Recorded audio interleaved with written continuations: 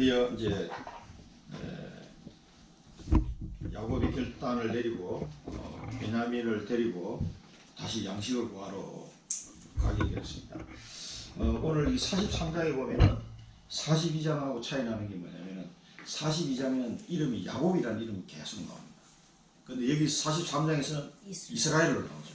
그래서 이 창세기 기자가 이 야곱에서 이스라엘로 여기 바꿔 적은 것은 이스라엘 야곱의 그 영적 상태가 야곱에서 이스라엘로 바뀐 걸 지금 의미합니다. 그래서 하나님과 기로 이겼다라는 그 이름, 이스라엘의 이름을 회복함으로써 이 야곱의 지금 영적 상태가 얼마나 이렇게 변화되고 이제 준비가 되고 있다는 것을 이제 나중에 이제 보여주는 그런 내용이라고 할 수 있죠. 그래서 오늘 이 이야기를 하는 사람이 이제 이스라엘의 이야기를 전능하신 하나님께서 너희들에게 은혜를 베푸시기를 원한다. 이 신앙의 결단을 하면서 중요한 얘기가 이제 전개가 됩니다. 그래서 이걸 우리 하기 전에 우리 서론에서 또 확인해야 될 내용이 뭐냐면은 성경의 기록 목적이 뭡니까? 성경의 기록 목적. 성경의 기록 목적은 다른 게 아닙니다. 예수님이 하나님의 아들, 예수님의 하나님 아들 그리스도이심을 믿게 하려고 성경에 기록했다고 했어요. 예수가 하나님의 아들 그리스도이심을 우리가 하여금 믿게 하기 위해서 성경을 기록했다. 그리고 성경의 이 모든 기록이 어디에 초점이 맞춰져 있냐면 전부 그리스도에 초점이 딱 맞춰져 있습니다. 그래서 오늘 우리가 창세기 43장을 보더라도 이 그리스도의 언약이 성취되는 그 방향을 가지고 오늘 이 43장을 봐야 돼요. 다른 눈으로 보면 양식 사료 같구나 이런 정도로 보면은 내용을 하나님이 우리에게 전달을 하고자 하는 내용을 놓쳐버릴 수가 있습니다. 여기에 목표가 되어 있다는 걸 꼭 기억하시고 오늘 성경을 봐야 됩니다. 너희가 그 이름을 힘입어, 너희가 믿고 그 이름을 힘입어 생명을 얻게 하려 합니다.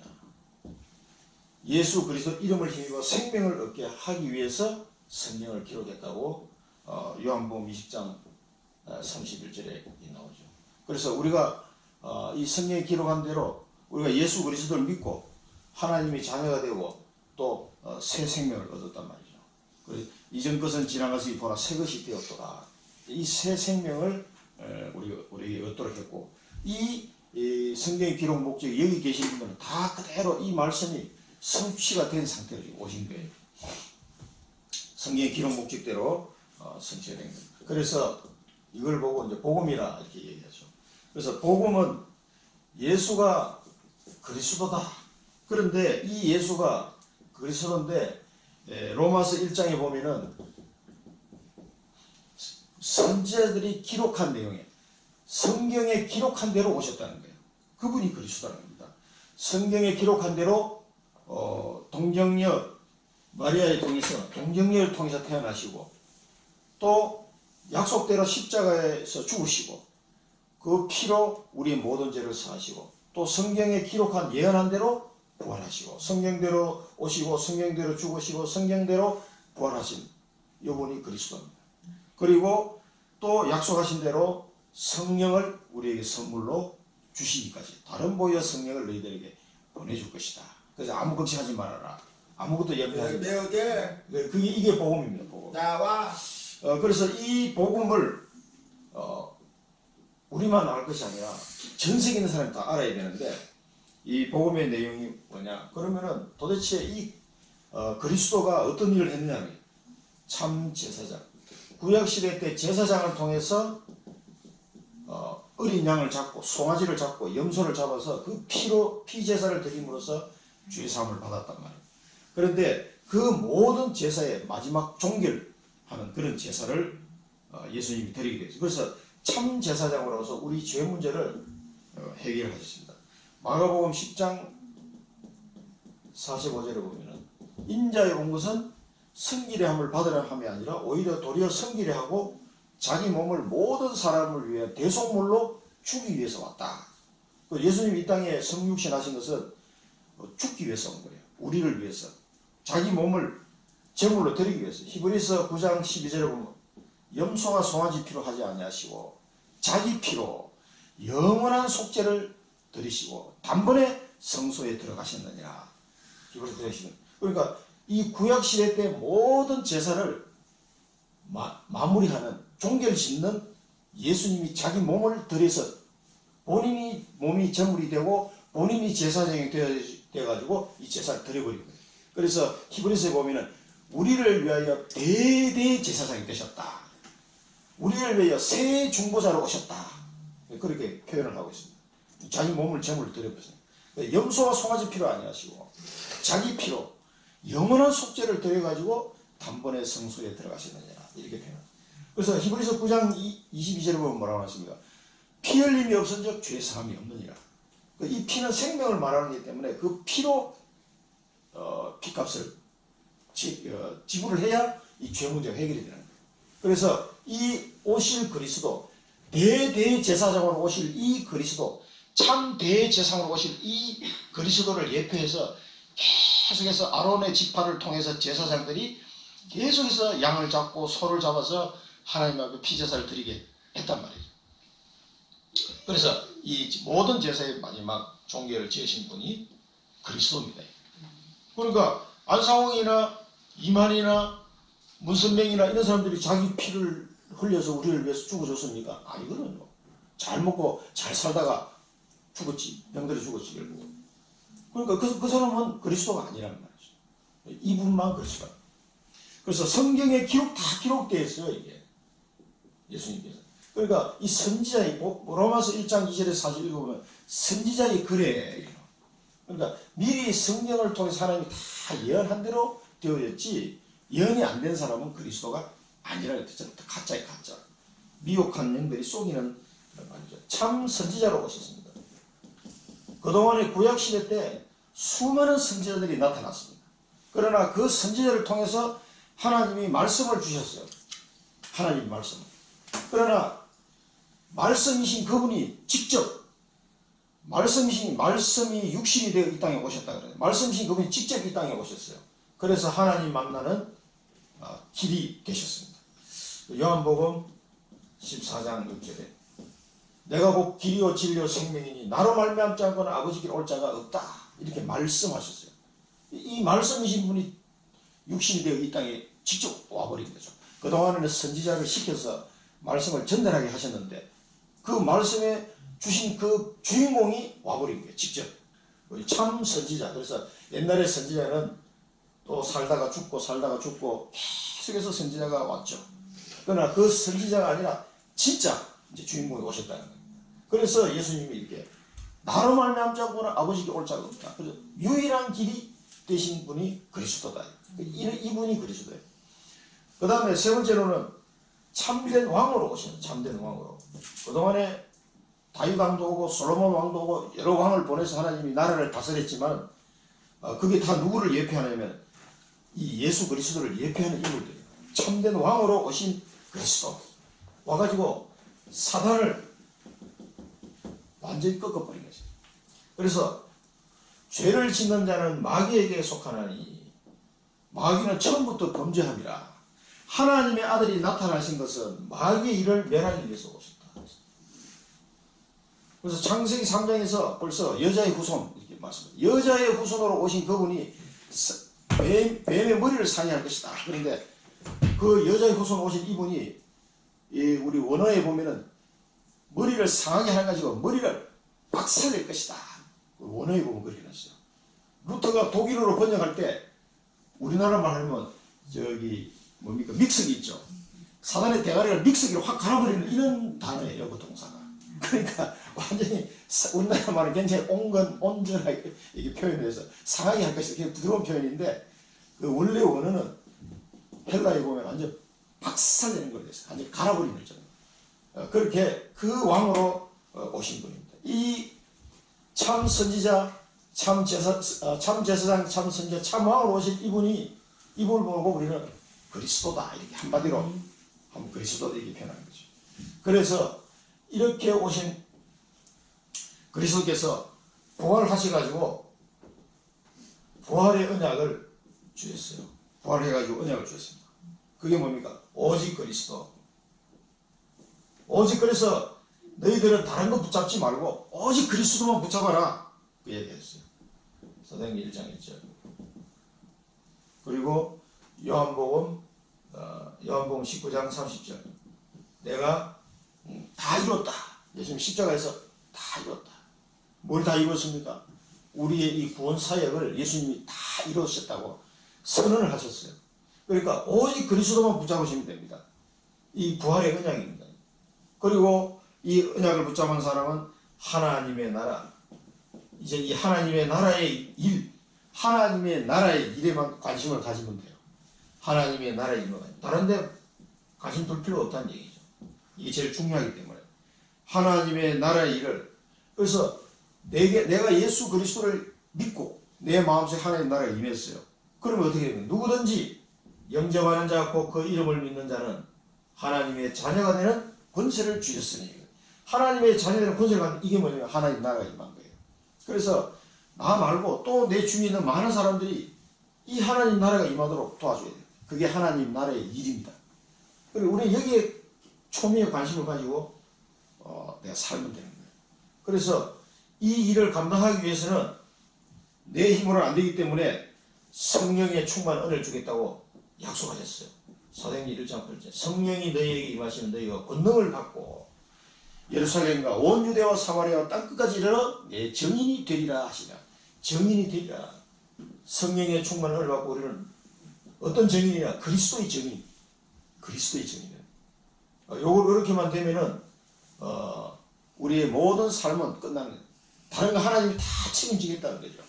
그러니까 이걸 중심으로 다른 거 붙잡지 말고 우리가 그리스도 몰랐을 때는 막 전도 쳐야 되고 제사도 지내야 되고 굿도 해야 되고 그런 걸 뭐 그런 데서 뭔가 도움을 얻으려고 사람을 본능적으로 생각하는 절간에도 가고 그러나 그게 다 필요 없는 거예요. 오직 그리스도만 붙잡으면 다 끝나버리기 때문에 인간의 이 문제를 해결할 수 있는 길은 그리스도밖에 없기 때문에 그러니까 너는 언제든지 그리스도만 붙잡아라. 항상 그리스도, 오직 예수, 오직 항상 예수, 영원한 예수 이 붙잡으시면 됩니다. 그러면서 하나님의 나라의 일에 대한 관심을 가질 때 예수님이 이 일을 위해서 우리를 부르시고 우리에게 삶을 왜 내가 삶을 살아가야 되나 지금부터 그 구원받은 나를 어떻게 살아야 됩니까? 하나님 나라의 일을 이루면서 살면 되는 겁니다. 그게 이제 우리에게 주는 미션이에요. 미션. 근데 이 미션을 이루기 위해서는 내 힘 가지고는 절대 불가능해요. 절대 불가능. 그렇기 때문에 성령의 충만한 은혜를 주겠다. 이 약속을 기다리라. 너희는 예루살렘을 떠나지 말고 이 약속을 기다리라 그랬어요. 그리고 기다렸을 때 기도하면서 기다린 거죠. 그럴 때 성령의 충만한 은혜가 마가다락방 그 초대교회에 임하게 된 겁니다. 그래서 그때부터 지금까지 계속 이 역사가 지금 일어나고 있는 거죠. 그래서 세 번째로 종교생활 하면 안 돼요. 종교생활. 그래서 우리는 종교생활 하면 안 되고 복음생활 해야 돼요. 복음생활. 종교는 너 사람이 물에 빠졌어요. 물에 빠졌는데 너 왜 물에 빠졌냐? 조심하라고 그러지 않더냐? 그 말이 물에 빠진 사람이 무슨 소용이 있겠습니까? 지금 죽어가는데. 너 조심하라고 그랬는데 그렇게 얘기했는데 조심 안 했고 나면서. 물론 그 사람이 실수해서 물에 빠진 건 맞지만 그거를 지금 얘기하는 게 무슨 의미가 있냐 얘기죠. 그게 종교생활입니다. 윤리 도덕입니다. 너 그렇지 말라고 하더냐. 네? 그리고 불교에서는 내가 수영하는 법을 가르쳐 줄 테니까 이렇게 하면 빠져나올 수 있어. 그걸 막 가르쳐 주는 거예요. 이 사람은 수영 하나도 못하는데 이렇게 하면 물에 뜰 수 있어. 이렇게 하면 대박. 다리를 막 흔들고 팔을 흔들면 이렇게 나올 수 있어. 그게 무슨 의미가 있냐고요. 혼자 힘으로 못 빠져나오는데. 그 복음은 뭡니까? 바로 그냥 밧줄을 던져주는 거예요. 그게 복음이에요. 내가 왜 조심하지 않은 이거 이야기한다고 의미 있는 게 아니에요. 밧줄을 던져줘서 그 사람을 건져내야 돼. 일단 살려놓고 왜 조심하지 않았느냐. 이게 의미가 있는 거죠. 커피 한 잔 마시라. 이거 의미가 있는 거잖아요. 물에 빠져 죽어가고 있는데 다른 말이 아무 소용이 없어요. 그래서 종교, 윤리, 도덕, 철학은 의미가 없는 거예요. 우리 인간이 죽어가고 있는 이 상태에서. 그래서 종교생활 하지 말고 복음생활 해요. 계속 이 복음을 계속 묵상하고 누리시면 돼요. 이거 누리면은 굉장한 거기에 나오는 힘이 있어요. 그래서 율법이 아니라 율법 안에서는 다 죄인이에요. 율법을 지킬 수 없기 때문에. 하나님의 율법을 지킬 수가 없어. 내가 생각만 해도 형제를 위해서 미워하거나 욕을 한마디라도 했으면 그건 살인죄. 그러니까 어떻게 이 하나님의 율법을 지킬 수 있겠어요? 불가능해요. 예. 율법이 아니라 믿음이에요. 우리는 이 복음을 믿음으로 말미암아 너희가 그 은혜로 믿음으로 말미암아 구원을 얻었다. 그래서 율법 생활하지 말고 믿음 생활하셔야 됩니다. 그 다음에 나의 힘이 아닙니다. 나의 힘. 나의 힘으로는 이게 안 돼요. 성령의 힘으로. 성령의 힘을 구해야 됩니다. 그래서 성령 충만해달라고 기도하셔야 됩니다. 하나님 구하라 그랬거든요. 이걸 구하라 그랬어요. 우리가 구할 수 있는 권세가 있기 때문에 성령의 충만 은혜를 달라고 구하시기 바랍니다. 저도 오늘 아침에 너무 피곤해서 하나님 오늘 예배 드릴 수 있도록 성령의 충만 힘을 달라고 기도했어요. 하나님 힘 안 주면 나는 오늘 못합니다. 힘을 좀 하나님 딱 주신 것 같습니다.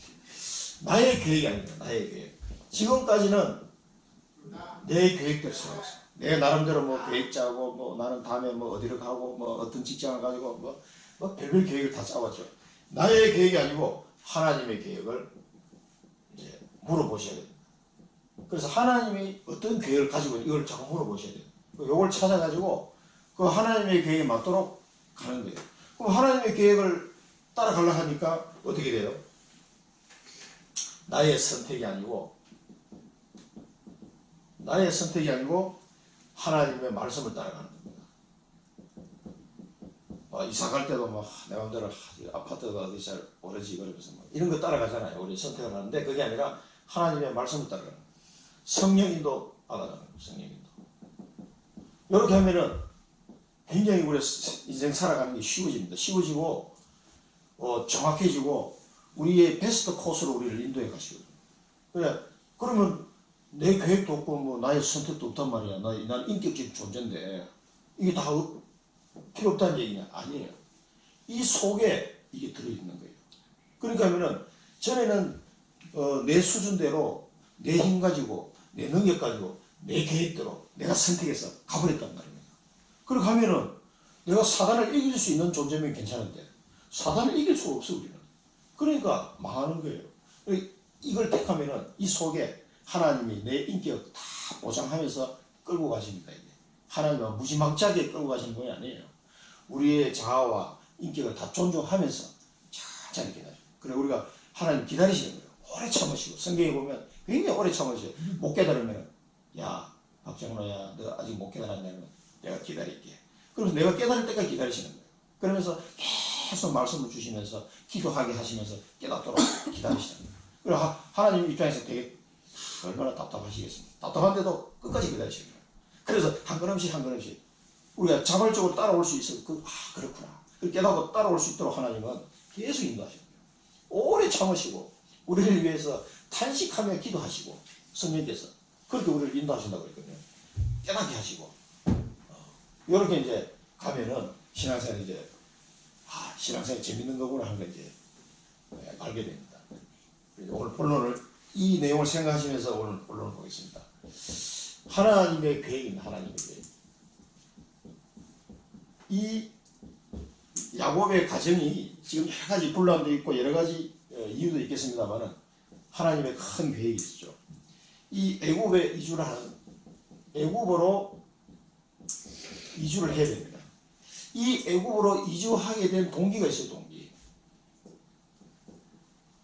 창세기 15장에 보면은 창세기 15장 9절에서 13절에 보면은 아브라함이 하나님의 피제사를 드리게 됩니다. 이 피제사를 드리는데 실패했어요. 사실은. 이 피제사할 때 앞에 이 피제사 의미를 설명드렸죠. 그러니까 다른 송아지라든가 다른 동물은 둘로 쪼개가지고 피제사를 드렸는데 비둘기는 쪼개질 안 했어요. 아브라함이. 예, 물론 그 작은 실패 가지고 하나님이 나무라는 게 아니라 이 실패를 통해서 그 뒤에 하나님이 아브라함에게 말해요. 네 후손이 나그네가 될 것이다. 다른 민족에게 계기 돼가지고 거기서 고난을 받게 될 것이다. 이야기를 해요. 그런 다음에 다시 가나안 땅으로 돌아오게 될 것이다. 많은 재물을 가지고 돌아오게 될 것이다. 그 말씀을 주십니다. 그래서 애굽으로 가야만 되는 동기가 여기서 나옵니다. 피제사의 실패를 통해서 나옵니다. 그런데 출애굽의 동기예요. 출애굽의. 그러면은 이스라엘 백성들이 애굽으로 갈 수밖에 없어요. 요 언약을 이루는 역할을 누가 하면 요셉이 지금 하고 있는 겁니다. 그러면 출애굽의 동기는 뭡니까? 출애굽의 동기. 출애굽의 동기도 피제사예요. 출애굽기 12장 1절에서 36절. 여기 보면 6월절에 대한 내용이 나옵니다. 6월절 어린 양의 피. 6월절 어린 양의 그 피 바른 날 빠져나왔거든요. 그래서 이 6월절 어린 양의 피 바르고 빠져나오고 이스라엘 백성들이 시내산에 와가지고 제일 먼저 한 게 뭐냐면 피제사였죠. 피제사. 희생 제물을 드리라. 그래서 그 가나안 땅에 시내산에 와가지고 하나님 앞에 피제사를 드리면서 이제 너희 이스라엘 백성은 하나님의 자녀다라고 이제 선포하는 그 가정이 나와요. 그게 출애굽의 이유예요. 이유 사실은. 하나님의 자녀로서 이제 선포가 됩니다. 피제사 탁 드리고 난 다음에 엄청난 많은 그 짐승들을 잡아서 온 민족이 지금 피제사를 드리는 것 때문에 엄청나게 많이 잡아요. 그래서 이렇게 해서 피제사를 드리게 됩니다. 그래서 출애굽의 동기도 뭐입니까? 희생제사를 드리라. 피제사를 드리라. 그것 때문에 나온 거예요. 나올 때도 6월절 어린 양이 피 발라가 나. 이 피가 뭐를 의미한다고 그랬죠? 이걸 의미합니다. 그리스도. 그러니까 들어가는 것도 그리스도의 이 언약을 이루기 위해서 들어간 거고 나오는 것도 그리스도 언약을 이루기 위해서 나온 겁니다. 그래서 이 아브라함 때부터 요셉까지 한 200년 걸렸어요. 요셉 때부터 쭉 세월에서 모세 때까지 400년 걸렸어요. 모세 나와가지고 광야 40년 또 가나안 땅에 들어가서 약 또 400년. 그 세월이 흐른 다음에 누가 오면 다윗 왕이 오게 됩니다. 그 다윗 왕의 후손 계보를 통해서 그리스도가 오십니다. 이런 역사적인 흐름을 가지고 하나님은 지금 가게도 하시고 나오기도 하시고 지금 그런 과정 속에 있다는 걸 말씀드립니다. 이게 전부 다 어디에 있는가? 피제사. 이 피제사는 뭘 의미합니까? 예수님의 피제사를 향하여 그 초점이 거기 맞춰져 있는 거예요. 그걸 향하여 하나님 시간표를 가지고 끌고 가고 있는 거예요. 그래서 하나님은 이 아브라함에 약속했던 걸 200년 만에 요셉을 통해서 성취하는 과정 속에 있는 거예요. 그래서 요셉에게 뭐라 했습니까? 꿈을 주신 거예요. 요셉에게 꿈을 주시고 창세기 37장 5절에서 11절 꿈을 주시고 또 요셉을 노예로 가게 합니다. 어디로 갑니까? 애굽으로 가게 하시죠. 그러니까 이 언약을 알고 있는 요셉은 당당하게 간 겁니다. 또 감옥에도 갔습니다. 감옥에 39장 19절에서 23절. 그래도 이게 요셉이 가는 모든 걸음은 이걸 준비하는 언약의 걸음이에요. 이것은 언약의 여정이다. 이렇게 얘기하죠. 또 바로가 꿈을 꿨어요. 바로의 꿈을 꾸게 하시고 또 해석하게 하시고 꿈을 꾸게 하신 분도 여호와 하나님이시고 꿈을 해석하게 하신 분도 여호와 하나님이시고 또 요셉이 총리가 됐습니다. 총리. 41장 우리가 봤습니다만 41장 37절에서 43절 요셉을 총리 되게 하신 분도 여호와 하나님이시고 또 요셉이 예언한 대로 꿈을 해석한 대로 기근이 오게 하신 분도 여호와 하나님이에요. 우리가 시편 찾아봤죠. 왜 기근이 오게 했습니까? 그들이 의지하는 양식을 끊게 하시고 야곱 가정이 의지하는 그 양식을 끊어서라도 애굽으로 오도록 하기 위해서 하나님 이 기근이라는 방법을 쓰신 거예요. 그래서 등 뜨시고 배부르면 하나님 말씀을 안 따라가니까 아예 그냥 기근이라는 어떤 통로를 통해서 다른 사람은 기근 때문에 기근이 와가지고 배가 고프고 곤란을 당했지만 요셉은 기근 때문에 총리가 되고 자기 가족들이 다 다시 만나게 된 거예요. 그러니까 이 애굽에서 가장 좋은 땅, 고센 땅에 차지해가지고 우리 땅 차지하려고 해도 얼마나 힘듭니까? 그것도 그 나일강 삼각주 그 중에서 제일 비옥한 땅, 고센 땅을 딱 차지해. 왜? 실세 총리니까 왕이 중부예요. 거기 살으라고. 그리고 그 비옥한 땅에서 이제 그 가족들이 풍성한 은혜 속에서 큰 민족을 이루는 70명이 가가지고 며느리 빼고 70명 며느리들 카운트를 안 해. 그 당시에 여자들 카운트를 안 해가지고 며느리 빼고 70명 갔는데 나중에 몇백만이 됐어요. 몇백만 명. 그러니까 얼마나 많은 번창하는 축복을 받은 거죠. 그래서 우리가 이 언약을 잡아야 되겠습니다. 우리가 1대지에서 언약을 구원받은 하나님의 자녀, 구원받은 하나님의 자녀는 과거, 현재, 미래가 다 하나님의 계획이 있다. 하나님의 계획이 있다. 이거 꼭 기억하셔야 됩니다. 구원받은 하나님의 자녀는 과거, 현재, 미래 모든 과거, 현재, 미래에 다 하나님 계획이 있다. 그래서 이 요셉을 이끌고 가시는 이 모습을 우리가 보면서 하나님의 언약을 이루시려고 이렇게 인도하시는 거라는 걸 아셔야 됩니다. 두 번째는 그러면서 우리가 한 가지 더 꼭 봐야 될 게 에베소서 1장 4절부터 6절까지 창세전의 그리스도 안에서 우리를 선택하시고 그 사랑 안에서 거룩하고 흠이 없게 하시고 사랑 안에서 거룩하고 흠이 없게 하시려고 그 기쁘신 뜻을 따라 은혜의 영광을 찬송하게 하기 위해서 우리를 부르셨다. 이거 엄청난 축복이에요. 그러니까 하나님의 모든 선한 계획이 이 속에 다 들어요. 창세전에 그리스도 안에서 택하시고 사랑 안에서 거룩하고 흠이 없게 하시려고 기쁘신 뜻을 따라 그 은혜의 영광을 찬송하게 하시려고 우리를 부르셨다. 이 축복을 주시기 위해 부르십니다. 그래서 하나님의 자녀는 과거, 현재, 미래 전부 하나님의 큰 계획 속에 들어있다는 사실을 꼭 기억하셔야 됩니다. 이거 잊어버리면 안 돼요. 그 다음 두 번째는 유다의 결단입니다. 유다가 누굽니까?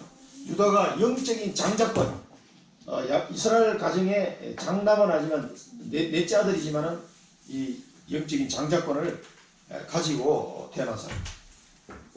그 땅에 이제 이 가나안 땅에 기근이 더욱 심하게 됐어요. 엄청 기근이 심해요.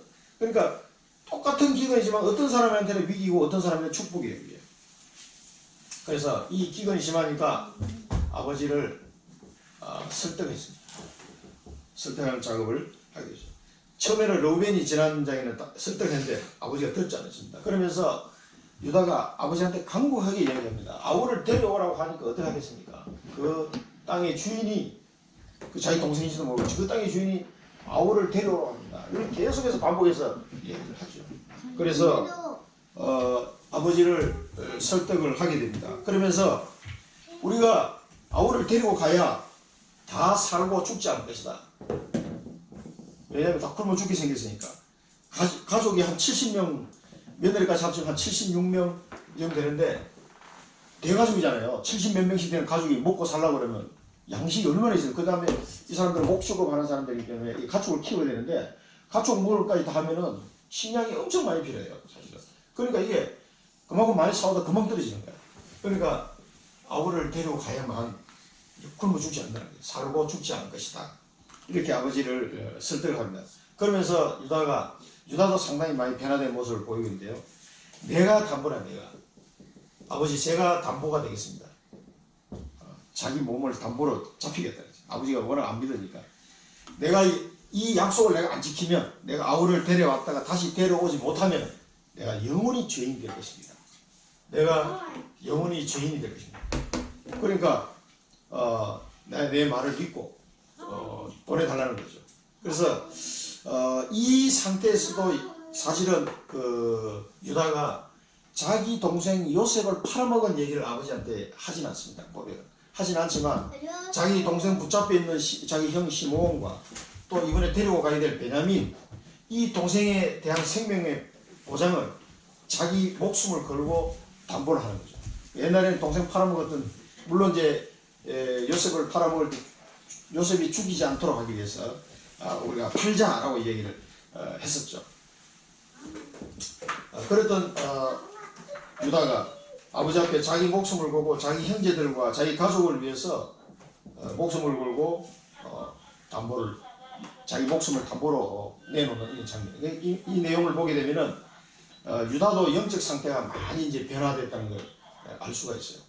그래서 하나님께서는 이 언약을 성취하기 위해서 이 이스라엘 가족들이 하나씩 변화되도록 하나님 은혜를 주신 것 같습니다. 그래서 우리가 여기서 붙잡아야 될 미션이 뭐냐? 우리가 여기 붙잡아야 될 미션은 정체성 확인입니다. 나의 정체성을 꼭 확인하시고 언약을 성취할 주인공이라는 사실을 꼭 기억하셔야 됩니다. 그러면서 나의 영적 상태, 이 영적 상태의 그릇을 바꿔라. 하나님의 축복을 받기 전에 하나님은 꼭 이 작업을 하세요. 그래서 우리가 영적 상태가 준비가 되고 그릇을 바꿀 때 하나님의 축복이 임하게 되는 겁니다. 이 준비가 안 되면은요, 하나님이 축복을 주고 싶어도 그 시간표가 자꾸 딜레이가 돼요. 나는 하나님의 축복을 받을 수밖에 없는 언약의 사람임에도 불구하고 이 유다가 12지파에 그 중에서도 앞으로 유다 가문을 통해서 유다 지파를 통해서 누가 오냐면 다윗이 오고 그 다윗을 통해서 그리스도가 이 땅에 오시거든요. 그럼 이 유다가 얼마나 중요한 12지파 중에서도 가장 중요한 장자권을 받은 사람이에요. 그럼 이 사람이 영적 상태가 준비가 안 되면 어떻게 되겠습니까? 하나님이 그 엄청난 축복을 줘야 되는데, 그래서 유다에게 그 아들을 주셨어요. 이 언약을 이어갈 아들을 주셨단 말이에요. 그러니까 이때는 그 아들을 얻은 상태죠. 그래서 이런 영적인 상태와 자기 며느리 다말을 통해서 그걸 깨닫게 되는 거죠. 그런 은혜를 유다가 받으면서 이런 부분이 많이 변했다고 보여주는 거예요. 그래서 이런 영적 상태와 우리가 그것을 그 시간표에 따라서 바꿀 수 있습니다. 그 다음에 이스라엘의 결단입니다. 이스라엘의 결단. 예물을 준비해라. 이 예물을 준비하는 거 보면은요, 그 요셉의 꿈이 성취되는 거예요. 이 예물을 가만히 보면은 유향과 굴과 향품, 몰약, 또 유향나무 열매, 감복숭아 이거 쭉 하잖아요. 그게요, 유향이 뭐냐면은 그게 유향나무가 있어요. 이 중동지방 그 유향나무를 옆에를 칼로 긁으면은 하얀 액 같은 게 나옵니다. 그 액을 받아가지고 그걸 말려서 씹으면은 껌이 돼요. 그리고 그 치아 건강을 아주 좋은 그 껌이 되고, 그걸 바짝 말려가지고 불에 태우면은 아주 향기로운 그 유향이 돼요. 그래서 그게 이제 그 지방에서 나는 그 유향나무라는 데서 그 줄기에서 나는 그 액 같은 거, 우리 같은 수액 같은 거 있잖아요. 그 하얀 그 우유빛깔을 나는 그 액이 나온다. 근데 그거는 이 유향은 누구한테 주는 굉장히 귀한 손님이 왔을 때 유향을 집에서 피우고, 또 자기보다 높은 분에게 선물할 때 이걸 하는 거예요. 그러니까 자기 아버지가 자기 아들에게 사실은 요셉에게 주는 건데, 자기 상전에게 주는 선물로 이렇게. 또 이 유향은 굉장히 그 신적인 의미를 가지고 있어요. 그건 굉장히 그 어떤 그 당시에 종교의식에 필요한 이런 향품 종류였거든요. 그러니까 그 요셉의 꿈대로 해와 달과 11별이 자기에게 절하더라 그러는데, 이 예물을 준비하는 거 보면은 자기 아버지가 그 자기 아들한테 절한 거랑 마찬가지예요. 이 내용이 유향, 꿀, 향품, 몰약, 유향나무 열매 쭉 준비해요. 그 유향나무 열매가 또 있어요. 유향나무 열매가 뭐냐면, 유향나무 열매가 이 견과류가 있어요. 견과류. 그 다른 말로 해석하면 피스타치오 아시죠? 평소에 많이 드시고 있는데, 구워가지고 하얀 껍질을 벗기면 안에 그 견과류 많이 먹잖아요. 피스타치오. 이 유향나무 열매가 피스타치오. 상식으로 보통 견과류 많이 많이 먹고 있어 우리가. 그 하얀 껍질인데 그거 까면은 왜 뭐 안에 들었어. 까서 이렇게 먹는 거 있어. 그 구워가지고 그게 피스타치오인데 그게 유향나무 열매예요. 그 다음에 감복숭아인데 감복숭아는 이게 살구나무 열매예요. 근데 우리가 생각하는 살구나무가 아니고 좀 형태가 다른데, 살구나무 열매가 얘는 과일이 별로 없어. 내용이 과일을 넣고 그 안에 씨는 부분이 뭐예요? 아몬드. 그 씨를 구워놓은 게 아몬드예요. 이 열매는 아몬드라고 보시면 돼요. 이 다른 성경에 보면 아몬드라고 해석이 되더라고요. 그래서 제가 이제 자료를 찾아보니까 전부 다 아몬드라고 돼요. 아몬드, 파스타치오가 이 견과류를 선물한 거예요. 이게. 이 견과류가 지금 우리가 많이 먹지만 그 당시에는 이 귀한 음식이에요. 그러니까 이제 이런 향품 종류와 꿀하고 이런 견과류를 딱 준비해가지고 이제 갖다 드려라. 이렇게. 자기 상전 대한 듯이 이렇게 지금 한 거예요. 그러면서 이스라엘이 예물을 준비하고 뭐라고 해요? 오늘 제목에 나온 대로 전능하신 하나님께서. 그러니까 그 하나님에 의지하는 게 지금 이제는 이스라엘이 이 전능하신 하나님이라고 고백한 것은 베델의 하나님을 기억한 겁니다. 베델의 하나님. 창세기 28장 15절에서 야곱이 자기 형의 칼날을 피해서 도망갈 때 베델에서 하나님을 만나죠. 네가 어디로 가든지 내가 너와 함께 있겠다. 그리고 너를 이끌어, 너를 지키며 너를 이끌어 이 땅으로 내가 돌아오게 할 것이다. 내가 네게 허락한 모든 것을 다 이루기까지 내가 너를 떠나지 아니할 것이다.